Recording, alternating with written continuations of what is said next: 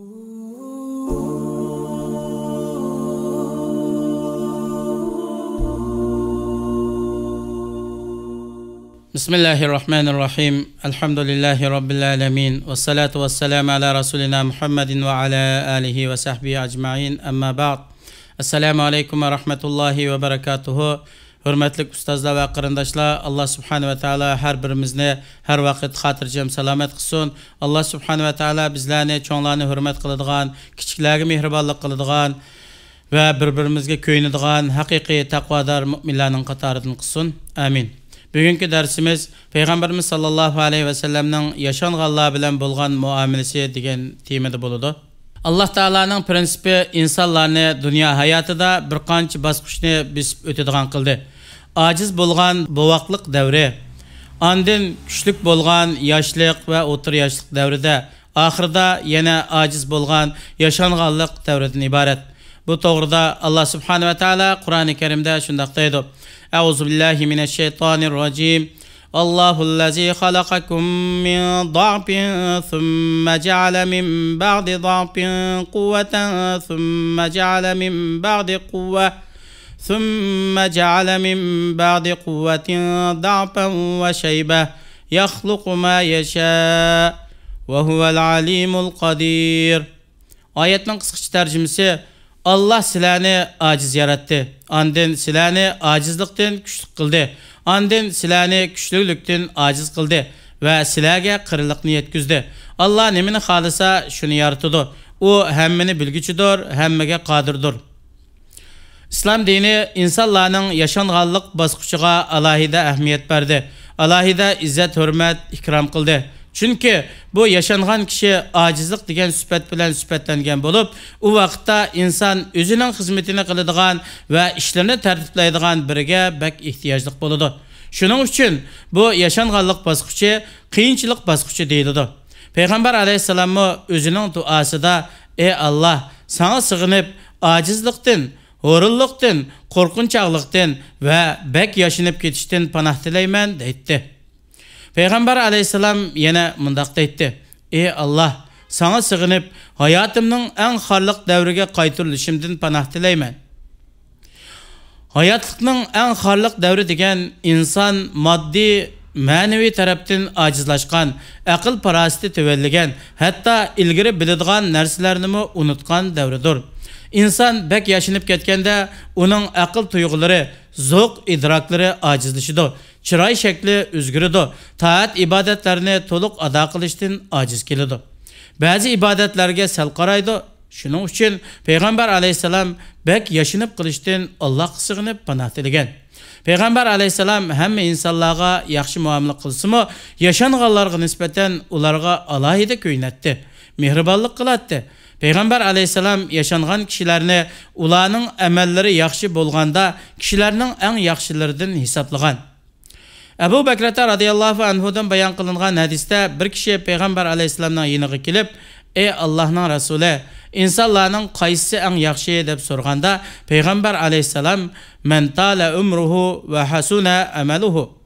Ömrü uzun bo'lgan va amali yaxshi bo'lgan kishi deydi. O kişi insanların qaysisi en eski deb so'raganda Peygamberimiz sallallahu aleyhi ve sellem ömrü uzun bo'lgan ve amali nachar bo'lgan kishi deydi. Vaqt, saat degan tijoratchining asosliq sarmoyasiga o'xshaydi. Buningda tijorat qilgan kishi ko'p foyda olishni maqsad qiladi. Sarmoya ko'p bo'lgan sari oladigan foydami ko'p bo'ladi. Hayotini manfaatli yaxshi amallar bilan yashnatgan kishi nicat tapıdı ve utuq qazanıdı. Sermayesini zaya qilib etken kişi bolsa ticarette hiç payda alanmaydı. Belki zor ziyan tartıdı. Peygamber aleyhisselam mundaq degan: Allah'ın huzurida hayatını İslam'da Allah'ını faklaş, Allah'ını kattalaş, ulug'lash bilan yashnatgan mu'minmi yaxshi kishi bo'lmaydi degan. Yani bir hadiste Peygamber aleyhisselam mundaq degan: Sizlarning eng yaxshilaringlar ömrü uzun bo'lgan ve amali yaxshi bo'lganlar. Peygamber aleyhisselam ümmetini, yaşanğanlarni hürmet qilish ve izzat qilishga rag'batlantirgan. Abu Musa Ashari radhiyallohu anhuning mundaq deganligi rivoyat qilinadi. Peygamber aleyhisselam mundaq degan: "Yaşanğan muisbit musulmonni Qur'on yod qilgan qariyni va adil podishoni hurmat qilish Alloh taoloni hurmat qilishning jumlasidandir. Payg'ambar alayhissalom bu hadisda muisbit musulmon, Qur'on yod qilguvchi qari va adil podshoh hukmdorni zikr qildi. Yaşanğan kişini hemmetin ilgiri keltirdi. Xuddi sizler padişahını, hakimni, reisni, qari Qur'on, alim kişini izzetligendek, hürmetligendek, yaşanğan kişini hürmet kılınlar demektir. Anas radıyallahu anhu hadis bayan qilib mındaqdaydı. Bir yaşanğan kişi Peygamber aleyhisselamның yeniği kelgende sahabalar u kişiga o'rin bo'shtib berishdan kechikib qolgan edi. Payg'ambar alayhisalom bizning kichiklerimizga rahim shafqat qilmagan, yashanganlarimizni haqiqiy hurmat qilmagan kishilar bizdan emas dedi. Payg'ambar alayhisalom hadisda kichiklarga ko'yinmagan, cho'nglarni asırmagan, izzet qilmagan, hürmetini qilmagan kishilarni bizdan emas dedi. Yani ular bizning yo'limizda emas, bizning jamoatlarimizdan emas. Musulmonlar jamiyatida yashab, shu jamiyatdagi yashanganlarni söymagan, hurmat qilmagan ve asırmagan kishilar musulmonlar jamiyatining bir a'zosi emas demektir. Sahabalarmı yaşangan kishilarni alohida izzat ikram qilatdi. İbn Kesir Talha ibn Ubeydullah'ның mundaq deganligini zikr qiladi. Ömer radıyallahu anhu bir kechisi shaharni aylanib minib qorong'uda bir uyga kirib ketdi. Tang yorgan vaqtda men u uyga barsam, u uyda bir yashangan, ko'zi ko'rmaydigan, ham palach bo'lib qolgan bir ayol bor ekan. Men u ayoldan kechidan bu uyga kelgan kishi nima ish qildi deb so'rasam, u ayol u kishi uzun vaqtdan beri har kechisi kelib meni yo'qlab turyotdi. Uyning ishlarini qilib, mening hojatlarimni tugitib ketdi dedi.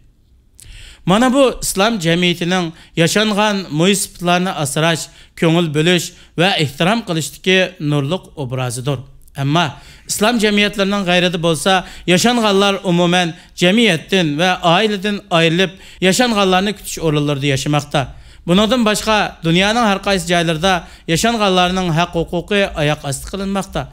Ularga köngül bölmeslik, aylık muqim kirimi bolmagan namratçılık halatida yaşamakta. Bulup mu? Avrupa cemiyeti hazır yaşanğanlık basqıçıda turayotgan bulup, u yerde tug'iladigan bovoqlarning soni azlayotidir. Ölüp ketayotganlar ko'payotidir. Shuning uchun u yerda yoshlarning soni az.